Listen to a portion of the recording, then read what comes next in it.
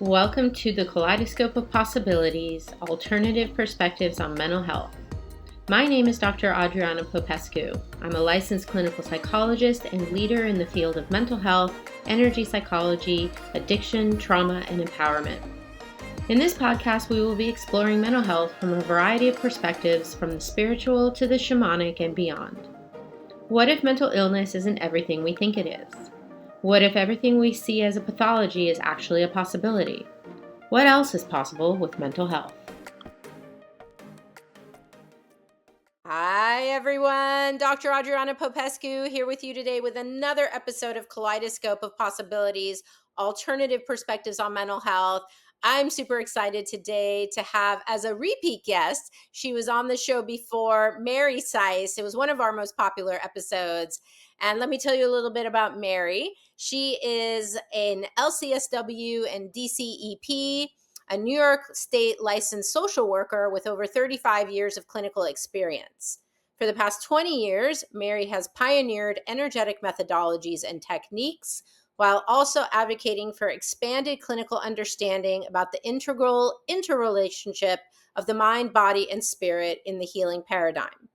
She presents at conferences internationally and develops training and coursework, especially in the areas of releasing negative beliefs, healing trauma, and dissociation, and the role and responsibilities of the healer, all of which we're going to be talking about today. Mary is the past president of the Association for Comprehensive Energy Psychology, which is how we met, the international professional organization dedicated to training, research, and humanitarian work. She is co-author of The Energy of Belief and an author of the 2020 Kindle bestseller, Tapping the Panic Out of the Pandemic, which was so needed at that time. And in addition, for 20 years, Mary has been personally trained in energy healing by Her Holiness Sai Ma and serves as a lead facilitator in the Journey of Profound Healing program and as director of Sai Ma's Magdalena Healing Program. Woof! That's quite the CV there, Mary. Thanks. Welcome to the show. Welcome back. Thank you. Oh my God, it's so good to be here again. Thank you for having me. Yeah. And so I want to now, for some people, they're going to be meeting you for the first time. So I always like to start the show off with a brief overview, a little bit about your story. How did you get to be where you are today doing this incredible work? Oh my God, that could take the whole time. Anyway, what I would say, because I think the biggest shift in my world was when we got into the field of energy psychology. Yeah. And I was a younger, way younger therapist. It was the 90s, okay? And we were laughing about earlier. I said nobody was even talking about yoga in the 90s. Nobody was talking about karate or meridian or anything like that. And I had a very big trauma caseload. And where I worked was at a large HMO in the Albany area at the time. And I get when they would talk about things and we're trying to do trauma work with them, they were getting worse. Intuitively, I did. Something's wrong here. This, and they're ended up in the hospital, or they're having flashbacks, or they're sitting on a windowsill ready to jump. And I kept thinking, there's got to be some other way. And I heard about something called EMDR, which is an eye movement therapy that if you're a therapist, and many people have heard more about that. And I learned it, and I kind of say I was like a born again after I did it. Like I would come back and I'm doing this with my clients and they're getting better and their nightmares are stopping. And I'm like crazy telling everybody about EMDR.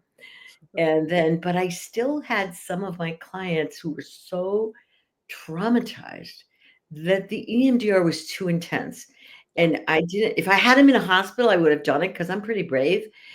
But then to send him out dry, it was too many things were flooding in. And I was like, and I pray a lot.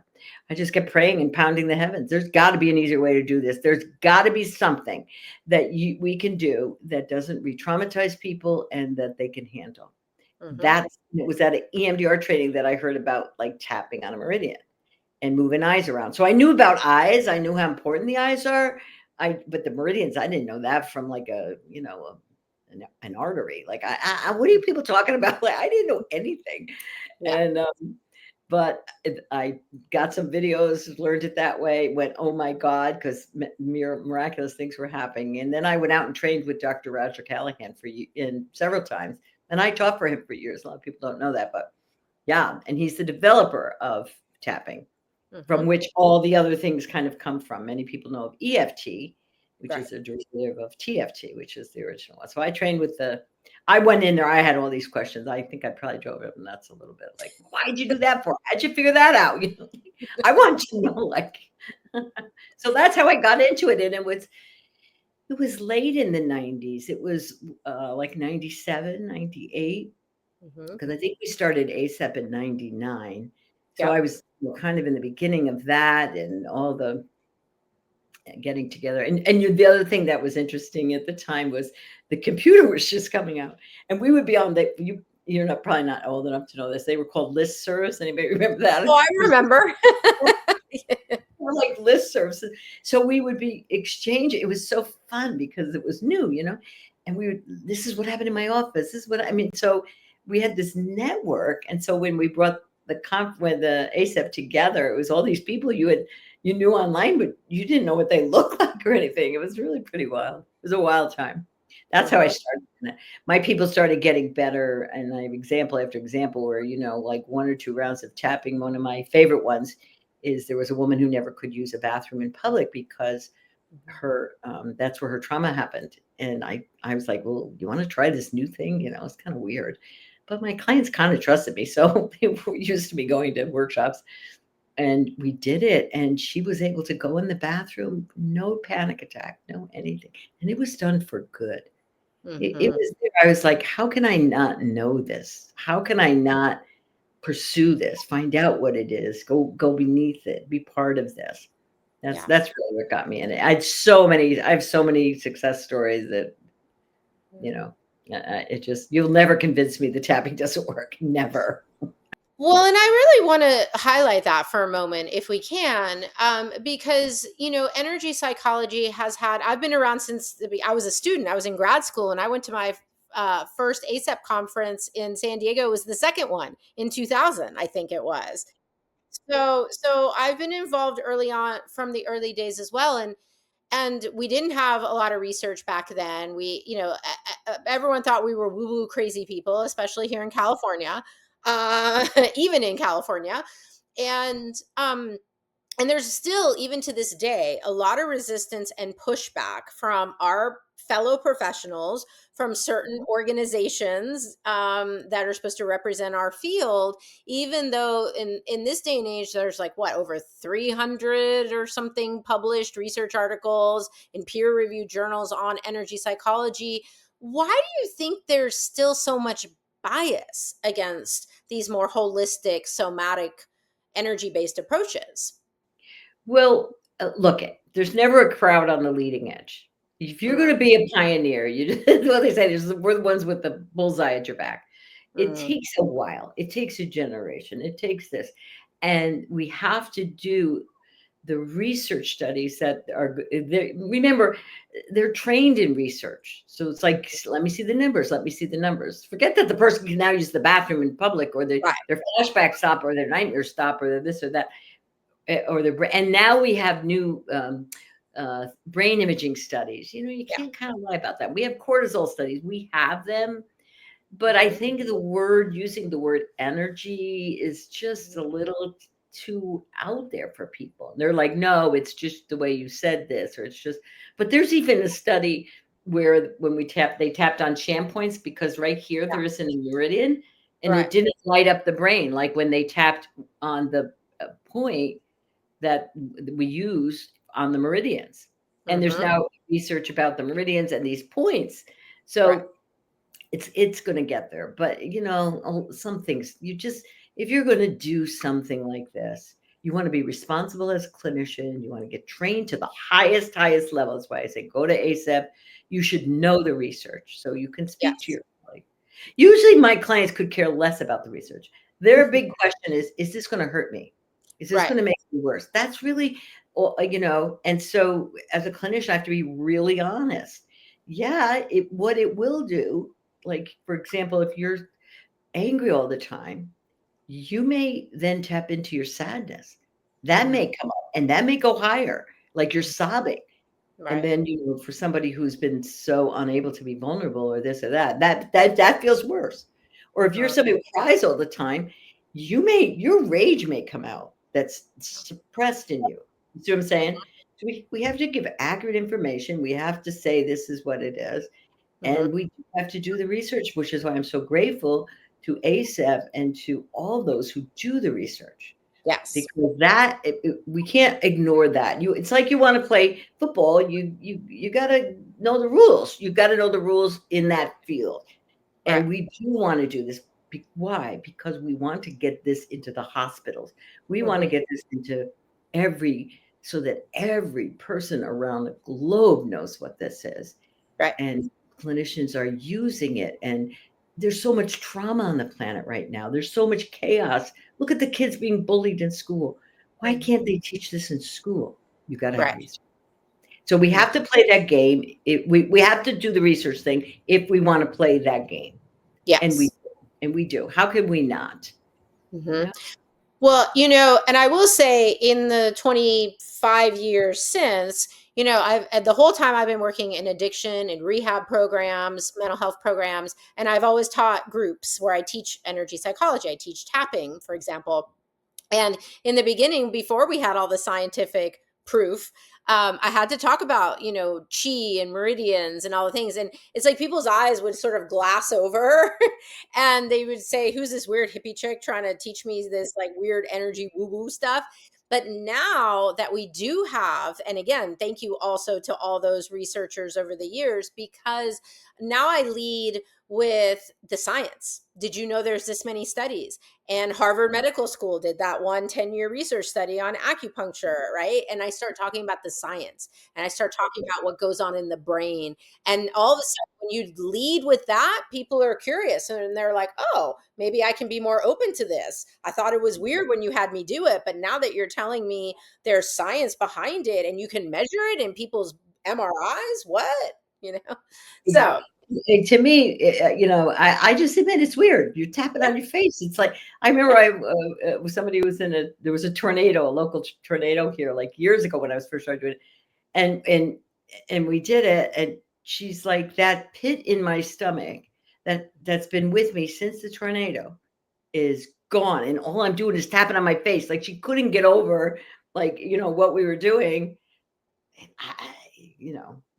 And what can I say? Yes, it does.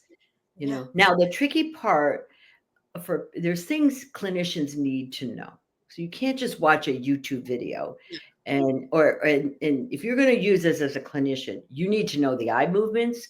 You need to know about polarity. You need to know about neurological disorganization. You need to be well trained. So when it doesn't work, you know why it doesn't work. You know what else to do.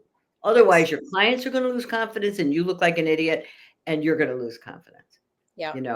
And then the newest thing, which I've been working quite deeply in for years because I've worked so much with trauma and dissociation, is parts. You have to know when there's a part that Sabbath is saying, no, we're not going to take our anger down. Then we'll go back to the guy that beat us. Or no, we're not going to take our anxiety and stop worrying. Because their energy it's part of you and it's going to stop it. And so how do I work with parts? How do I get them on board? How do I go slow? How do I work with people who have been traumatized?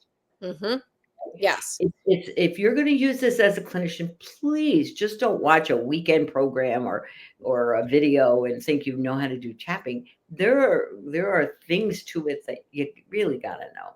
And you got to know when to go fast and when to go slow. I have a saying in some of the courses I teach, a hammer is a great tool unless you use it on glass. And people who have been multiply traumatized are like glass. You don't go smashing through that just because you watched a video or because you're a coach and you think you know how to do this, or we can get anything with this. No. Right. And it's some of that kind of I don't want to say arrogance, that's too big of a word, but that kind of I can do this because I do that. No, don't. People need to be treated gently, respectfully, given what they've been through. And so, if you're going to do this as a professional, go get trained. That's all I can say. And ASAP is a great place to.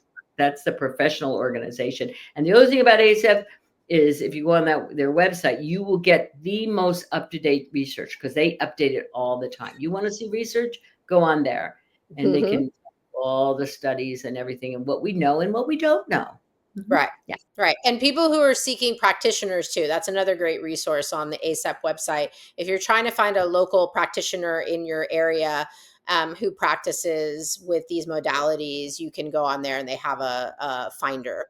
And then really interview them. Make sure they Yeah. just didn't take whatever. Make sure they have licenses that support whatever your condition is. Take care of yourself. Do this, do this the right way, And Right. again, there'll be more and more. I'm sharing with you, developing a training, also another training myself that we're going to do. Hopefully it'll be launched by October. Where we'll be training you in trauma-informed use of tapping. So yeah, so it's coming. It's coming. Just yeah. Good. And even as in our traditional, I think we fall short even in our traditional education as therapists. Like, I don't remember learning the science of trauma. I don't remember. I mean, we may probably did. I don't know if we had polyvagal theory yet, but I certainly didn't learn it in school. And I didn't understand even so much about the science of the fight, flight, freeze response. I think, even our fellow professionals who if you haven't had specialized trauma training, you're working with trauma may not be within your scope, even though you have a license, right? It's a specialty area, really. And that's why I'm saying to anybody listening to this, that's either a professional, go get trained in trauma, or is a someone who's been through trauma. It is a specialty area. You don't go to a pediatrician for a heart problem. Okay. Right. Trauma it's so intricate. It's so delicate. And you really need somebody who knows what they're doing and has experience. You don't want to be not like I wouldn't want to be your patient if this was your first heart transplant. Okay, so like don't go to somebody who's just taken a little course in it, and get a good and interview the people you're talking to and ask them their experience, because you need somebody who. Let me just say this in general. I don't care where you go. The person you go to has to be of a higher frequency than the problem. This is energy, and we don't talk about this a lot, about the clinician and the client. What is the energy I'm bringing to this situation? It's kind of like if you were drowning, do you want the lifeguard from the baby pool, or you want the guy that's been sitting at the ocean and he's not afraid to go deep? Some therapists are afraid to go deep. And I don't care what therapy you do, whether it's talk therapy, tapping therapy, what you name it. You want somebody who has gone where you've gone and could come out. You see that in the AA, in the addiction fields, know this better than anybody. Because the best ones are the guys who have gone through this. They're on the other side, and they're living. They can hold space and serve somebody else. And it's all part of the AA community thing. It's a key concept that we often don't talk about in therapy. What is the energy of the practitioner that you're seeing, or the practitioner that I am? What haven't I healed in myself? So and that's we know a huge area. when that's such a huge thing, right? Like we know that therapists can be affected by the work. We can get vicariously traumatized. We can get burnout. We can get compassion fatigue. Those are commonly spoken about things. But yeah, we're not always having that conversation about what is the energetic exchange happening between client and therapist. And yeah, what is the therapist bringing to the table? I think now more than ever, maybe because some of the science is coming out, or maybe because we're finally talking about it, we're looking at things like co-regulation, or what happens for me as I'm sitting with a client who has horrific trauma. And I know you've heard them too, these horrible trauma stories where afterwards you're like, I can't even, I need to tap on myself because of this horrific stuff I've just heard. So yeah, tell us more about that. What are you conscious of energetically with yourself and your clients when you're working with them? For me, one of the biggest gifts of tapping versus EMDR or any other thing I'm doing is I'm tapping when you're tapping. So if I've got what you've got, it's like tag we're at. Who like like your rage is frightening me because of my father's rage, but I haven't dealt with that fully yet, and my nervous system is off the Richter scale, right? Because this guy is big and he's yelling and da da da da, right? And I haven't healed that wound in me. The good news is I'm tapping when you're tapping. Yeah. And so it helps to keep my nervous system, my vagus nerve, the amygdala, the prefrontal cortex online. Okay. So I'm not getting so I found, I don't know about you, I don't get vicariously traumatized. I can work I mean, I've been doing this for God, how many years? Like a long time, 35 years at this point, I think. I don't get traumatized because I don't resonate with that anymore. It doesn't trigger me. But if you're doing talk therapy, you're going to trigger your therapist. And EMDR, even a little bit, I would say, because they're not regulating their nervous system. Yeah. Okay. This is why therapists have to do their work. Because you will burn out. If you resonate, you'll be taking on that energy. Because why? There's resonance. It's like a guitar string. You pluck this string, and I got the same string. We both resonate with each other. You see what I'm saying? And for healing to happen, the therapist or the guy doing the healing has to be of a higher vibration. It's not the technique. Right. This technique just keeps me calmer. It keeps my vibration up. But it's really, what is the vibration of the healer? We can't say our technique is what does it. No. Jesus didn't tap anybody. Okay, right? Can we just get clear about that? Like, he didn't go around. I know he used mud a couple times. I think there was spit once. But that it's not your technique. No. What is his vibration? And I've worked with masters, I work with Early Saima very closely, and I've seen what their vibration is. You just have to get in their field. Right. And with free will. But this is why talk therapy is so important. And also I can say, I do tapping a little bit different. I make you say an intention statement at the beginning. Like, I'm choosing to release this. All the roots and origins, that gets your ancestors and all that it means it does to me. So you're now saying what you want. My vibration better be higher for healing to happen. And you're quieting down this. It's easy. Yeah. It's easy. So I want to go into that a little bit more, because as someone who has been going to conferences over the years and watching your evolution, because you're always one of my favorite presenters, I saw when you started bringing in the spiritual. I mean, I watched your own spiritual journey, right? And I remember there had been a time when I had missed a few in a row, like maybe even 4 or 5 years of going to the conference. And when I came back and I went to your workshop, it's like you were glowing. I don't know if I've ever told you that. You were glowing in a way I had never seen before. And I'm like, and I saw it, because that's the spiritual work. That's Mary's evolution in consciousness of her own. And I'm watching how that then filters into your work and probably makes it even greater. I mean, I've not been your client, but I would imagine, what did your own spiritual growth do for your role as a therapist, and what did it contribute? Has it contributed to your clients? Oh, and nobody's ever asked me that question. Wow. Okay, so if we think about therapy and all healing, whether you're the caretaker for someone, you want to be of a higher vibration. So I walk in the room and I say, I have to take care of my loved one, but I'm really tired, and jeepers, why doesn't he take care of a little? Can't he do anything? I got that thing going on. What do you think vibration is when I walk in the room? I don't care what you say. Your energy speaks louder than your words. And so your energy walks in the room first, gets there first. And you may say all the right things, but they know there's tone. Who doesn't know that? If you're in a relationship, you sure know it. Okay. And so when you're in this role of taking care of someone, or as the practitioner or the doctor or the nurse, you want to be, we all know, I've had the experience when a doctor walks in the room and they're confident and they're loving and they're caring, healing happens. There's so much research on placebo. They can give you a pill and tell you it's something, and it works. Yeah. So let's really start looking at and researching, what is the vibration of the healer? So for me, what I had to do is really look at and work, and having a client is the best because they trigger your stuff. It's kind of like having a teenager at home. They'll trigger your stuff, or a partner. You don't have to look far for somebody to like, or siblings, right? Or mother-in-law, whatever. You pick your guy. Somebody will trigger you. And then, so the practice was always becoming aware of what it is, and then using the tools I have, the tapping or whatever else I have, to transmute that energy, like not suppressing, which we all like to do. Oh, I'm a healer, I got my act together. Good luck with that.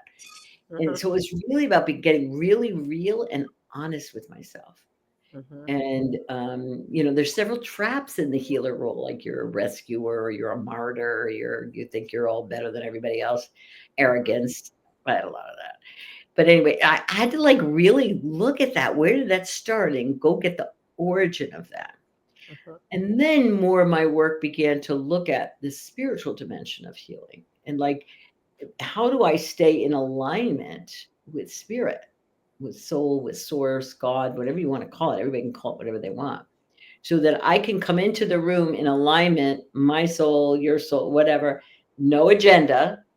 I have to have no agenda. Like, I hope you get better. No, I come in, and my heart is open more because I don't have judgment and everything else in between me and you. Healing has to happen. It's a frequency thing. It's not magic. So what I had to do to get where I am now is really, really become aware. And then I have lots of practices I use, meditate, all those kinds of things. And of course, I work with an enlightened being. I mean, talk about an energy field that, and not to mention just let you get away with anything. You can't hide when somebody sees like that. So it was all of that. And yes, if I look at who I was 5, 10, 20 years ago, it's totally different. Yeah. So yeah. And it really shows. Yeah. And then, okay, so then here's the other benefit. How many of you really want to have impact? You really want to have impact. You came to this planet. You came to do something. You've been trying to fix your family since you were 3. You want to make a difference. You just need a different audience, okay? And you want to make an impact. So the more you're in alignment with spirit and your soul can just move you where it wants you to be, the more impact you make. It's huge. Yeah. That's a real benefit. You really can make, and you get the martyring and rescuing thing. You hang up those costumes, Yeah. Well, because I think so much of, and spirituality is always a bit of a hard topic to talk about, right? Because like we don't have a clear definition of it that everybody, it's like love. What does that mean? To everyone has a different definition of it. But I think that is a big piece of it. I mean, as I look at spirituality, I think it's moving out of ego, out of judgment, out of this polarity of right and wrong and good and bad, and more into allowance and unconditional love, or Rogers called it unconditional positive regard, or that energy in and of itself. If you can be that energy as a therapist, like just the client sitting in your room, like sometimes I feel, you have those clients that are just, you actually can't sometimes get a word in edgewise. It's like, I want to use a tool. Oh, wait, let's tap on that. And they're just, and then they walk out of there and they're like, I feel so much better. I'm like, I didn't do anything. But it wasn't what I was doing, right? It wasn't about a technique. It was that I was being an energy where they felt safe, where they felt not judged, where they felt accepted and allowed to be who they are authentically. I think that in and of itself is incredibly healing. And heard. And they're really heard. Yeah. There's somebody, some of our clients, it's just like they non-exist as a kid. It didn't matter what they want. And then when you hear them, okay, it's magical. And that's, to me, what we want to cultivate as therapists. But you can't hear somebody if they're reminding you of your older brother, or they're reminding you of your sister who you're not talking to, or they're reminding you of this situation or that, because you haven't done your work. So anytime you notice yourself not hearing or being annoyed by somebody, whether it's your teenagers or whatever, or your clients, that's when you want to do your work. Who do they remind me of? What's really underneath all this? If you haven't healed that, in you can't be this unconditional, like, I'm available, like you can't pull it off. And again, that's saying heal or heal thyself. That they're not kidding. Like that is a key component in healing that I think we've lost. Yeah. And the other thing, you have it in your addictions field, is this reconnecting with a higher power. When clients have been traumatized, when clients have been wounded, when they've been betrayed by their parents or they've been left and abandoned or whatever, they're so disconnected from their higher power that there's a higher thing. It's like, where's God? There is Mhm. no God. There must be no God. Well, if you believe there's no God or no source, I don't care what word you use, you should be depressed because that's a very depressing thought.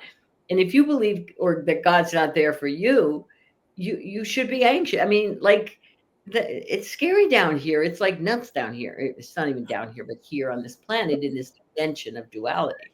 Mhm. So to link them with that, and then again, like in AA, like the guy who's now linked up that wasn't there before, and that can see the divinity in you, that is powerful. Yeah. That's you.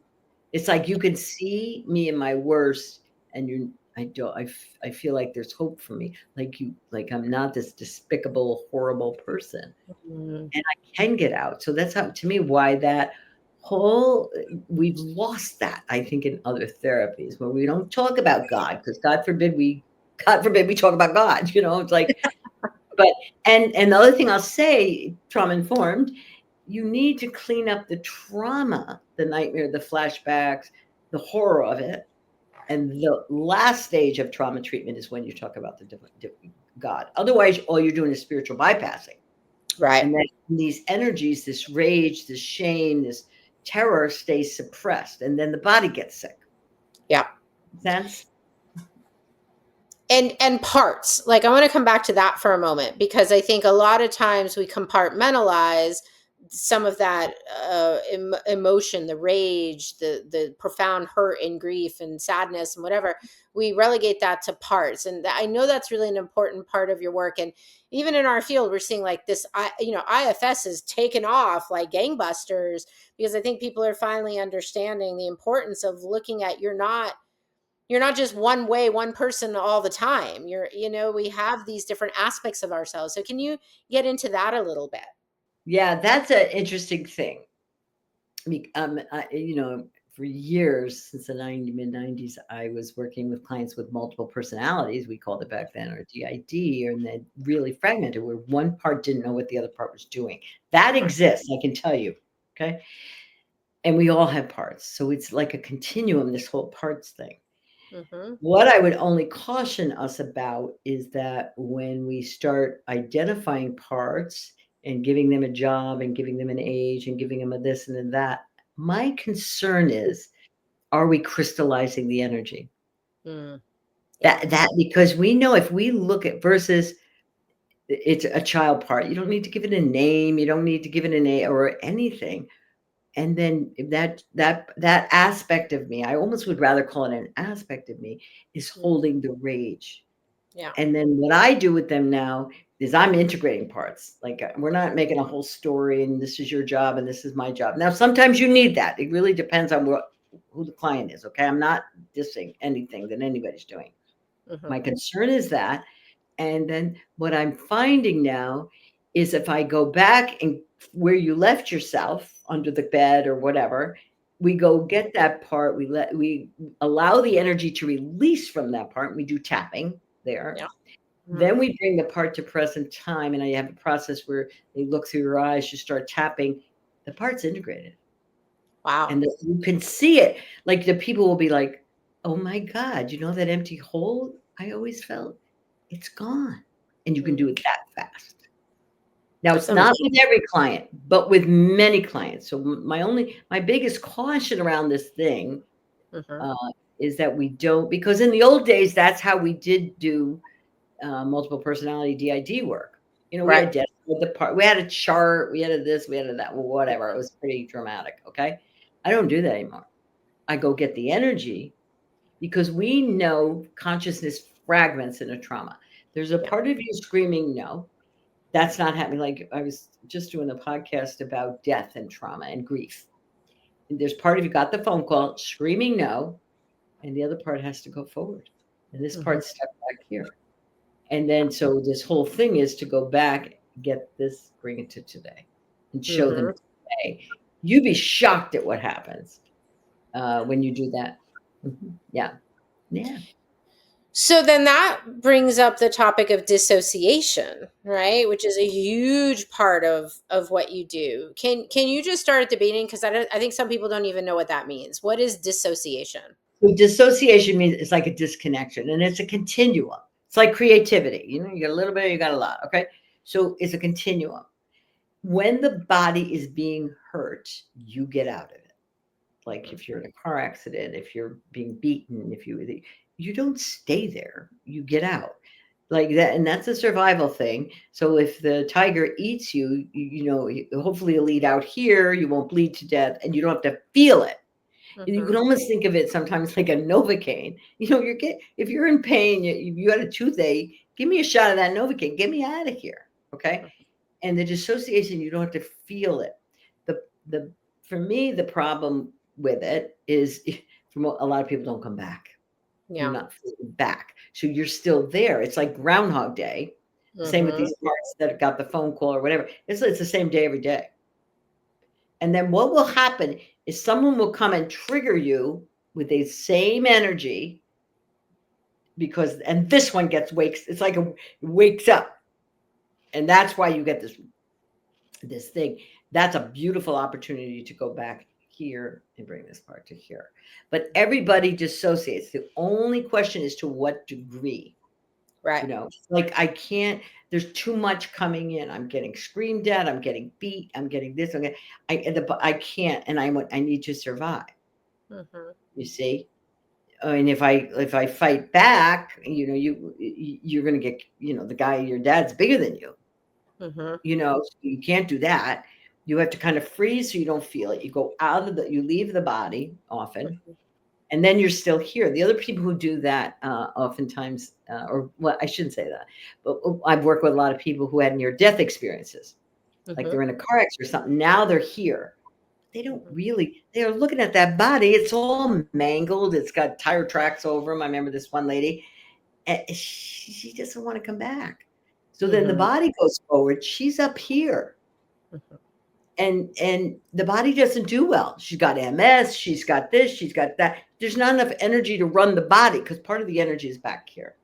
Right. So then the work was to go back, and the her of today to go back and get the her there, and then you bring this energy back into the body, and then you quickly tap, and so that the pain goes down, and then you bring everything forward. Yeah, Right. fast. Well, because trauma itself leads to one of the pieces of it is limiting beliefs, right? Like if you go through an experience like that, you're going to probably come out with something like it's not safe to be in my body, or I can't trust people because they'll hurt me, or whatever it is, right? And so then that's feeding the dissociative experience. It's making it so people maybe get psychologically reversed. We could talk about that for a minute. Or like how they're not okay getting better. They need to hold on to the sickness because it's too scary. Who would they be if they were healthy and not traumatized? Who would they be if they weren't a victim? That type of thing, right? And it's all those, and again, that's why when you're working with a clinician with energy psychology, you really want someone who, when it doesn't go all the way down and you're getting this like part of them going, you want to really explore that lovingly and figure that out. And sometimes you can't go all the way to zero, and that's okay. That's okay. Like sometimes I'll hear people say, no, we have to get them to zero. I'm like, no, you don't. You will Mhm. flood them, and the system knows best. You Yeah. just got there to guide it, and like you're missing something, and you want to ask questions about that and go carefully with that. And again, this is trauma-informed energy psychology. It's different than just tap and go kind of thing. But you Right. want the person back in the body. Mhm. Sometimes people will talk to me, oh, well, I do this method where I just stay above the thing. Mhm. But the body won't do well if you're not in the body. And Yeah. people will say to it, you'll hear things like, Oh, I just always feel empty inside. Well, because where are you? Right. Well, I'm back in my childhood under the bed. I never came out of the closet, like, Yeah. or I'm here, I'm there. And you get those parts back, and now they can really fly and do what they came to do. It's fascinating when I Wow. do it with people, and I think everybody should know it, how to do it. And so basically you've been telling us about your newest work, which is the trauma reintegration process. Is that right? Yeah. So tell us more. Same, just what I've been telling you. So what happens is you use the tapping. Why? Because the tapping quiets down the nervous system so that you can get close to the part that's holding the terror. Mhm. Okay. So you start with whatever gets triggered, and then you track it, you trace the energy, you get this part calmed down as much as you can. There'll be some. You trace it back in time to when you had that. And you get as close as you can to this part here that's holding the like total panic attack they're having, the freak out, um, whatever the trauma is, the car accident, anything, when they were being beaten, whenever, and you get closer and closer, and then you could tap with this part, you can tap for this part. I mean, there's little tricks to it, but then you get this part, and you found this part. It's like and then you bring this part home, you grow it up, and then there's a procedure, and then you're tapping again. Once the intensity goes up, you're taking that down so that the part can be here, and then you tap in, it's safe now, or something like that. So a new thing. But what you'll see energetically, and I have some video of it, of people like, it's like they're here. They're not Mhm. there anymore. And Mhm. then everything changes then. Now you have more energy here to run your life. So even like if they were like this one particular one with the car accident when she was a little girl, it was an interesting one. She's a little older than me. And I remember the father, it was when you didn't have seatbelts, and she was riding in the front. She went through the window, and the father drove over her. Mhm. Ugh. It was a horrible one. She Mm. had she had the car tracks on her, and the Wow. father was devastated. He was just like hysterical, and she's above it watching it. They can tell you work with trauma people. I'm above it, Right. but see, you got to get them back in it, or Mhm. now she's got MS. She's got her immune system is shot. Okay. Right. Because she's not fully, immune system is first chakra. So she's not fully in the body. Mhm. Part of her's still up here. Yeah. And when she goes back to that trauma, she goes, I'm up here. I'm looking down at it. I don't want to go in that body. Right. And then we have to talk to her to kind of coax her back in just for a minute. We'll do some tapping. And then the whole thing cleared. The trauma healed. And then we could bring her forward. And it's so amazing. And because that's what people like, for people to be happy. Everyone wants to be happy. They want to have a satisfying life. Some people want to grow in consciousness and spiritually grow, but you can't do any of that if you haven't faced the shadow, if you haven't faced the traumas, if you haven't worked through the stuff and looked at those limiting beliefs. So many people are trying to bypass it, pretend it's not there, get over it, it's in the past. Yeah, um exactly. Good luck with that. Well, I mean, if it works, go for it. But yeah. I have a funny slide. It's like a pile of garbage, and you want Uh-huh. to just candy coat it. Well, all you need is a little bit of heat. The candy coating melts, and everything stinks again. Okay, so if you can do it and sustain it with not doing your work, go for it. I agree with you.